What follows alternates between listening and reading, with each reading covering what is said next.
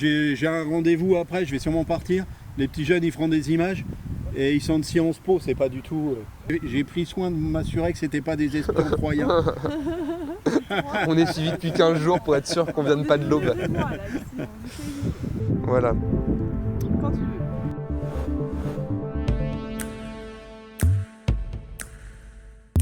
Bonjour à toutes, bonjour à tous, bienvenue sur Sciences Po TV. Pour ce premier épisode des Sacrées Rencontres, on vous emmène à la découverte de Jean-Pierre Caillot, président du Stade de Reims et des transports qui portent son nom. On a rendez-vous dans 5 minutes dans son bureau. Alors c'est parti. Bonjour Jean-Pierre Caillot. Bonjour. Merci beaucoup de nous recevoir ici. Alors, pour commencer, pourriez-vous nous dire où nous sommes ? Eh ben, nous sommes au centre Raymond Kopa, qui est l'un des plus beaux centres d'entraînement et de formation du football en France.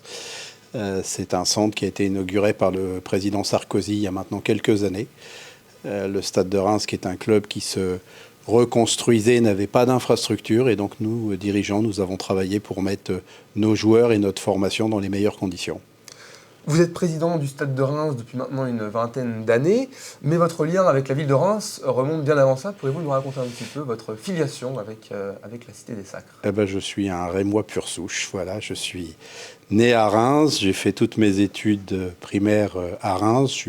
J'ai quitté la ville uniquement pour faire une école de commerce à Nantes et faire un passage aux États-Unis, mais je suis très rapidement revenu dans ma ville où j'ai repris une petite entreprise familiale de transport que j'ai développée, et effectivement j'ai eu l'opportunité il y a une vingtaine d'années de devenir le président de cette institution. Donc vous êtes devenu président de l'institution Stade de Reims. Effectivement, c'est aussi grâce à votre passion pour le football, qui elle aussi est très ancienne. D'où vous vient cet amour inconditionnel pour ce sport ? Écoutez, j'étais passionné en tant qu'enfant. Il y a une école à Reims qui s'appelle le Pensionnat du Sacré-Cœur, qui à l'époque avait énormément de terrain. Il y avait une profusion de terrain qui faisait qu'on jouait tout le temps au foot. Donc évidemment, la passion, elle a commencé là. Ensuite, j'ai joué au football en club. Et puis, je me suis passionné pour le football, comme d'autres pour d'autres sports. Et moi, j'ai la chance et le privilège que je souhaite à tous les jeunes étudiants et à tous les jeunes qui découvrent, qui avancent dans la vie, c'est que j'avais deux grosses passions. Le transport, qui me venait de ma famille, et j'ai donc développé une entreprise de transport, comme je disais tout à l'heure, et en même temps le foot, où j'ai eu l'opportunité, non pas d'être un grand joueur, mais d'être un président. Vous jouiez quel poste quand vous étiez jeune ? Stopper. J'étais un peu moins gros qu'aujourd'hui, mais j'étais déjà assez rugueux sur l'homme. C'est le genre de joueur qu'on aime voir. On dit du Stade de Reims qu'il est un club à la fois historique et familial, mais c'est certainement plus que ça. Comment pourriez-vous compléter, préciser cette définition ? Déjà historique parce que c'est un des clubs qui a le plus beau palmarès en France. L'équipe de France de 1958 était construite pratiquement avec des joueurs du Stade de Reims. On a un passé exceptionnel, on a eu des grandes personnes. Le premier Ballon d'Or, Raymond Kopa, était au Stade de Reims. Enfin voilà, on a effectivement des racines que beaucoup d'autres clubs nous envient. Et puis nous, en ayant repris ce club qui avait, comme chacun sait, eu de grosses difficultés, en ayant reconstruit ce club, on a voulu y intégrer nos valeurs personnelles, qui étaient des valeurs familiales, et aujourd'hui ça devient quelque chose d'atypique dans le paysage du football, parce que des clubs, on va dire, avec des dirigeants qui sont des dirigeants régionaux, bénévoles, ça n'existe plus. On est aujourd'hui en concurrence avec des États, on est en concurrence avec des fonds d'investissement qui rémunèrent évidemment des présidents, les rémunèrent très bien pour diriger et défendre leurs intérêts. Donc notre schéma à nous, il devient de plus en plus atypique, mais ma foi, on en est ravis. C'est cet aspect du football moderne que vous pointez du doigt quand vous disiez que vous ne vous reconnaissez pas forcément dans les directions prises actuellement par le football au niveau professionnel ? Oui, disons que, vous l'avez dit tout à l'heure, pour moi, le football, c'est avant tout une passion, ça doit être avant tout du plaisir, du bonheur, et qu'aujourd'hui, on ne va pas s'en cacher, l'argent est devenu omniprésent. Alors il y a à la fois, et c'est très bien, des mécènes, des milliardaires qui ont investi dans le football, comme d'autres ont investi dans le rugby, et pourquoi pas, on a le droit de se faire plaisir, mais il y a aussi de plus en plus des fonds d'investissement qui sont là pour faire de l'argent dans le football. Le plus bel exemple étant d'ailleurs l'arrivée du fonds CVC à la Ligue de football, qui a pris 13% de la Ligue pour 1,5 milliard. Donc on est dans un autre schéma. Alors après, il faut vivre avec 100 ans, comme on dit. Pour revenir sur la fonction d'un président de club de football de Ligue 1 et de chef d'une grande entreprise de transport, à quoi ressemble la journée type d'une personnalité qui incarne ces deux fonctions ? En général, on est assez bien occupé, on n'a pas trop le temps d'aller jouer au golf ou de faire d'autres choses autour. C'est après, je pense qu'aujourd'hui, on a la chance d'avoir des moyens de communication avec Internet qui permettent de faire beaucoup de choses. Donc c'est évidemment des journées intenses, mais bon, qui sont tout à fait vivables. Alors après, moi j'ai une petite particularité, c'est que ce soit dans le secteur du transport ou dans le secteur du foot, j'ai toujours considéré que pour défendre l'entreprise et défendre mes valeurs, je devais être présent dans les instances nationales. Donc comme j'en ai pas assez à gérer ces deux entreprises locales, j'ai en plus des casquettes, que ce soit dans le transport ou dans le foot au plan national. Est-ce qu'il y a quelque chose dans la fonction de président de club de foot qu'on ne soupçonne pas, qu'on ne connaît pas, qu'on n'imagine pas être du ressort de cette fonction ? Je ne sais pas, c'est difficile de répondre à ça. C'est d'ailleurs un peu dans ce but qu'après un certain nombre de sollicitations, j'ai éprouvé le besoin d'écrire un livre, ce n'est pas que du football, pour vulgariser un peu la fonction. Déjà pour dans un premier temps, faire bien comprendre à tout le monde qu'un président, ça reste un homme, avec ses angoisses, avec ses valeurs, avec sa façon d'être, avec sa famille surtout. Donc c'était aussi pour expliquer ça, et puis que certes, quand on est président, on a des moments lors de succès qui sont des moments forts. Enfin, en tout cas, moi, je le vis comme ça. J'ai eu des moments de montée d'adrénaline que je n'ai pas pu connaître dans la vie de tous les jours. Donc, il y a à la fois des moments forts, et puis par contre, le revers de la médaille, c'est que quand c'est plus difficile, il y a des gros moments de solitude. Vous l'évoquiez tout à l'heure, en vous référant à Nicolas Sarkozy, même dans votre livre, vous revenez en longueur par moment, sur les relations entre le foot et la politique, notamment à l'échelle locale, à l'échelle de la ville de Reims. Quel est le lien réel entre le football et la politique ? Quand je suis arrivé dans ce métier, je le disais tout à l'heure, c'était un peu une découverte pour moi de la fonction de président. Et je l'imaginais un peu comme quand j'avais été joueur et président du Football Club Caillaux en corpo. Or, c'est pas du tout le même impact, évidemment. Et j'ai maintenant compris que le Stade de Reims est un véritable ambassadeur au-delà d'un club sportif de sa ville. Et que donc les politiques, évidemment, ont un intérêt à être du côté du club qui gagne. Alors le revers de la médaille, c'est que quand vous perdez, ils ont tendance parfois à se détourner de vous.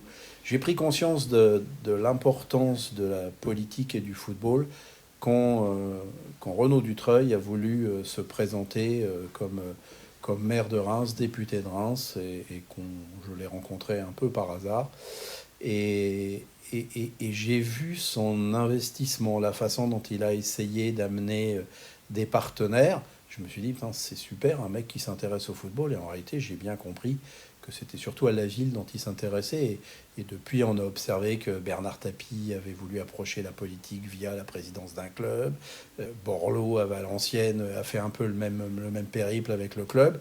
Donc, j'ai bien compris qu'il y avait des relations entre les deux milieux. Et tant qu'à faire, c'est aussi bien d'avoir un maire qui est passionné de sport, ce qui est le cas de la ville de Reims aujourd'hui. Ses prédécesseurs, toutes tendances confondues, considéraient ça un peu comme un mal nécessaire à une ville. Ils étaient moins supporters. C'est pour ça que je suis assez content qu'on puisse rendre à Arnaud Robinet et à Catherine Vautrin le positif de leur soutien, puisque effectivement, chaque fois que le Stade de Reims gagne, c'est la ville de Reims qui gagne. Un autre sujet qu'on voulait aborder avec vous, c'est le football féminin. En 1968, les pionnières rémoises devenaient la première équipe féminine de football en France. 46 ans plus tard, en 2014, le Stade de Reims recrée une section féminine qui se professionnalise peu à peu. Et aujourd'hui, cette équipe occupe la 6e place du classement de D1 féminine. C'est un autre motif de fierté pour le Stade de Reims. Oui, on l'a dit, et puis pour ceux qui connaissent moins l'histoire du Stade de Reims, le Stade de Reims a été présent par le passé avec ses garçons, mais il a aussi été très présent avec ses filles, parce que j'ai toujours tendance à dire avec humour que contrairement à ce que beaucoup de jeunes Français pensent, ce n'est pas Jean-Michel Aulas qui a inventé le football féminin. Mais le football féminin, ses racines étaient à Reims dans les années 70. Ça correspond aux années où j'étais un jeune écolier. Et évidemment, quand je lisais le journal local, je voyais ce que faisaient ces pionnières, ce que faisait cette équipe de foot. Il y avait un côté assez sympathique. Et puis, quand le Stade de Reims a été liquidé, évidemment que le foot féminin a été liquidé par la même occasion. Et quand je croisais un certain nombre de ces dames qui avaient joué au foot et qui étaient devenues des mamans puis des grands-mères, elles me disaient toujours, vous êtes toujours avec vos garçons et jamais nous par rapport à ce qu'on a fait. J'avais pris un engagement en tant qu'amoureux de mon club et de ma ville, qui était de recréer une équipe féminine le jour où le Stade de Reims aurait à nouveau des infrastructures et pourrait le faire. Parce que là aussi, sans rentrer trop dans le détail, quand on a repris le club il y a 20 ans, on n'avait même pas un terrain d'entraînement pour les professionnels. Donc évidemment, la formation, ça ne pouvait pas exister, et le football féminin, on ne pouvait pas le développer. Donc on a créé, quand le club a commencé à se restabiliser, on a créé une équipe féminine. Sauf que ce que je n'avais pas bien mesuré, c'est que quand on parle d'une équipe féminine, c'est en réalité une section féminine. Et aujourd'hui, on a près de 200 jeunes filles qui jouent au Stade de Reims. Et le Stade de Reims, dans la filière féminine, fait la même chose que dans la filière masculine. C'est-à-dire qu'on forme des jeunes filles. On a d'ailleurs un certain nombre qui sont dans les équipes de France de jeunes. Et on a une équipe qui a atteint la division 1. Alors nous, on a été un peu atypique par rapport à ce que font d'autres clubs, c'est-à-dire que bien souvent, des clubs professionnels ont repris un club local d'une région d'à côté, Déjà existant, et ont collé leur étiquette dessus. Nous, on a décidé de repartir de la base, de créer notre propre club. On a la chance que dans les divisions féminines, ça monte beaucoup plus vite que dans les divisions masculines. On a commencé à la base, et puis on est monté, on est accédé en division 1, et aujourd'hui, le club, comme vous le signaliez, a un comportement assez remarquable dans cette division. Et comme les garçons, on a des joueuses qui sont en train de prendre, par exemple, on en a une qui est partie au Real de Madrid l'année dernière, Naomi Feller, on en a une qui va signer à l'Olympique Lyonnais pour l'année prochaine. Donc voilà, on est devenu, comme pour les garçons, des couvreurs de talent. Eh bien, c'est justement notre question suivante. Le Stade de Reims s'affirme comme un club qui crée des futures stars, ou dit qui crée des futurs grands joueurs promis à de belles carrières. C'est à la fois l'ADN d'un club, mais aussi une stratégie sportive et, il faut le dire, économique. Que peut-on dire de cette stratégie ? Est-ce qu'elle est consentie depuis longtemps ? Est-ce que c'est par la force des choses ? Et à quel point est-elle préférable pour un club comme le Stade de Reims ? Bon, je résume un peu ce que vous venez de dire en disant que la Ligue 1 se veut la Ligue des talents, et que nous sommes des découvreurs de talents. Alors effectivement, le premier aspect, c'est un aspect économique. Le Stade de Reims a des moyens beaucoup plus faibles que ses concurrents, beaucoup de ses concurrents. Et donc, il est apparu il y a quelques années à notre directeur général Mathieu Lacour et à mon fils qui est responsable du recrutement, que la meilleure façon de faire éclore des talents, c'était de découvrir des jeunes joueurs aux quatre coins de la planète, et ensuite de finaliser leur formation, que le cercle serait vertueux s'ils jouaient pendant un certain nombre d'années pour le Stade de Reims, puis qu'ensuite ils étaient transférés. Et ce sont les exemples récents qui ont été remarqués. L'année dernière, par exemple, le club a fait pratiquement 50 millions de plus-value en ayant rétrocédé un joueur au Paris Saint-Germain, un autre à Leicester, un autre à Almeria. Voilà. Donc notre schéma économique est bien établi de cette façon-là. Alors la première chose, c'est que, je l'ai dit, il faut que ça soit vertueux, il faut qu'il ait joué pour le Stade de Reims. La deuxième chose, c'est qu'il faut savoir les remplacer, et qu'aujourd'hui, quand on a Balagoun qui arrive et qui remplace Ekitike, pour les supporters et pour le club, il n'y a pas de grand changement, mais en réalité, c'est beaucoup de travail pour avoir remplacé un très bon par un très bon. Donc, voilà. Et malgré tout, on n'est pas à faire du jeunisme pour faire du jeunisme. Alors certes, on est l'équipe qui joue la plus jeune en Europe par rapport à l'âge moyen de son effectif dans les 5 grands championnats.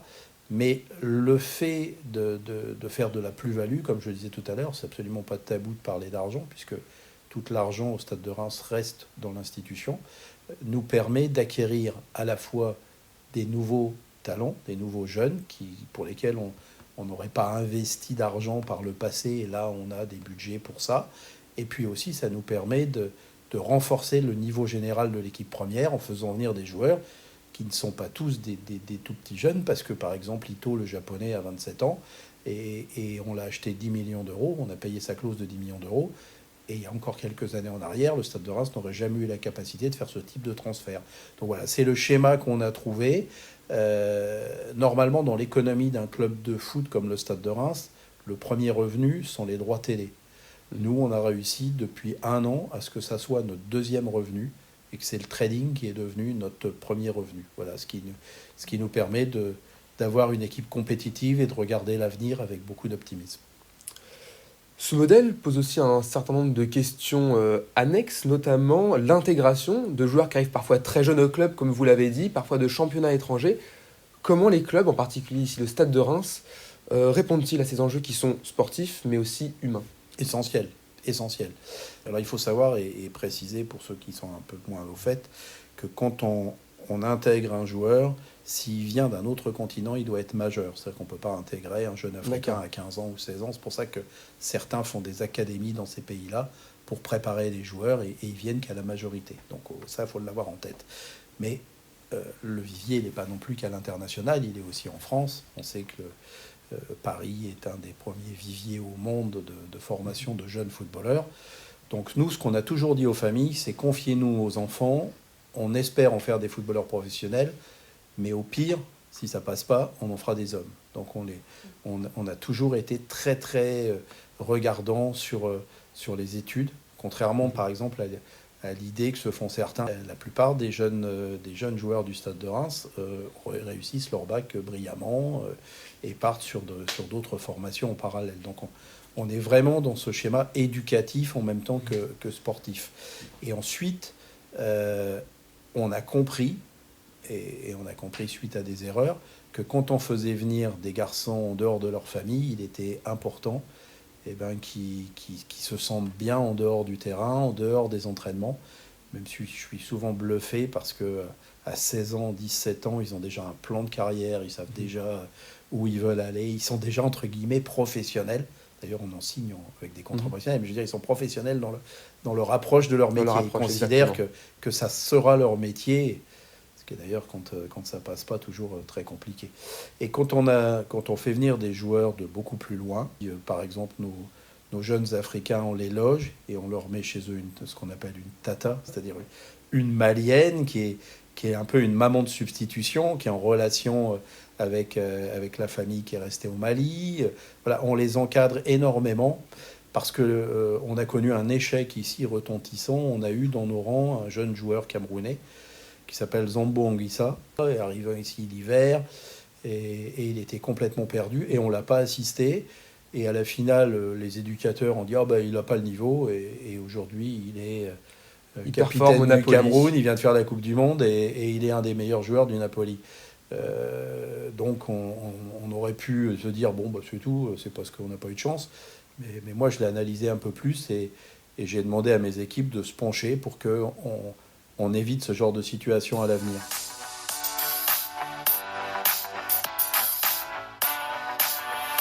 Alors Jean-Pierre Caillot, avant de conclure cet entretien, où sommes-nous ?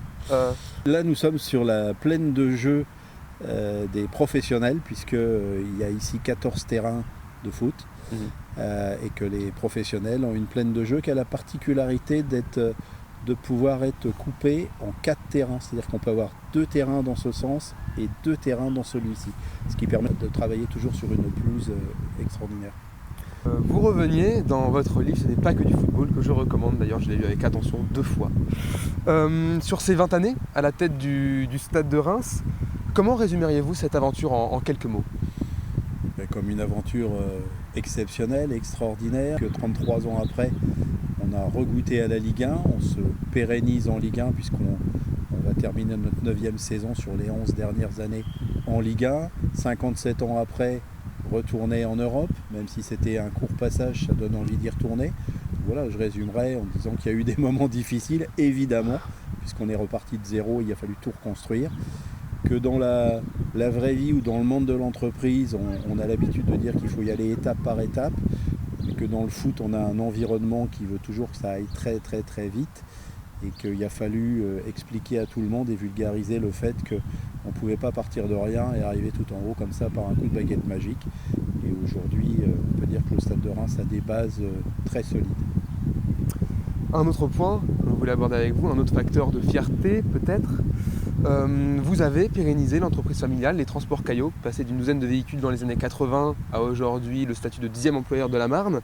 Côté foot, votre fils Paul-Édouard est un membre actif de la cellule de recrutement du Stade de Reims. C'est une belle aventure, mais c'est aussi une histoire de famille. Oui, bah écoutez, les passions arrivent un petit peu comme ça. Moi, mes parents étaient transporteurs et j'ai eu la passion très jeune du transport, non pas d'être routier, ce que j'aurais adoré faire, mais mon père m'a toujours dissuadé d'être sur la route et plutôt d'être dans un bureau et de gérer une entreprise. Et quant à mon fils, à force d'être à mon contact, il a attrapé le virus très vite et il est ce qu'on appelle un vrai passionné dans son métier, puisque c'est un métier qui est très, très prenant, où la vie de famille, pour le coup, est compliquée sur ce qu'il a choisi de faire, puisqu'il est toujours aux quatre coins de la planète pour essayer de découvrir les futurs talents du Stade de Reims. Aujourd'hui, nous sommes en février 2023. L'équipe masculine traverse une période propice. L'équipe féminine semble être en voie de se pérenniser en D1, réalise un parcours honorable. La formation se développe, Reims devient une référence. Et le club continue de se développer. Mais le chemin n'est pas terminé. Quelles sont les ambitions désormais du Stade de Reims, Jean-Pierre Caillot? Alors c'est important ce que vous dites, parce qu'un certain nombre de mes collègues présidents me le répètent assez souvent. On est observé dans notre schéma économique, dans notre schéma sportif. On est observé par nos collègues, on est observé par l'Europe. Ça veut dire qu'il y a du bon travail qui est fait ici et ça se traduit, comme vous le dites, dans les résultats. Donc l'objectif, c'est toujours avancer. En fait, je l'ai souvent dit, un club de football, c'est une entreprise, c'est un organisateur de spectacle. On doit toujours se développer, on doit toujours améliorer le spectacle et donc améliorer la qualité sportive du groupe. Et enfin, le mot de la fin, auriez-vous quelques mots à dire pour encourager les Sciences Pistes, les étudiants de Sciences Po à venir soutenir les Rouges et Blancs à Delaunay? Je pense que le football est un des endroits où on peut le plus être en communication et passer des moments exceptionnels. Il suffit d'aller voir les matchs internationaux pour voir que par moment sur un but on va prendre dans les bras le gars qui est devant vous alors que vous ne le connaissiez pas 5 minutes avant. C'est un bonheur partagé. Donc on a la chance à Reims d'avoir un club en Ligue 1 qui nous permet d'avoir des belles affiches, de faire venir des grands clubs. Donc même si je peux concevoir qu'un jeune qui vient faire ses études en école supérieure n'est pas spécialement rémois, malgré tout, avoir la chance de pouvoir voir des rencontres de Ligue 1, je pense que c'est un bonheur dont il ne faut pas se priver. C'est un bon virus, le virus du foot et du Stade de Reims. En tout cas, moi, comme dit l'autre, je suis bien piqué. Merci beaucoup Jean-Pierre Caillot. Je vous en prie, c'est un plaisir.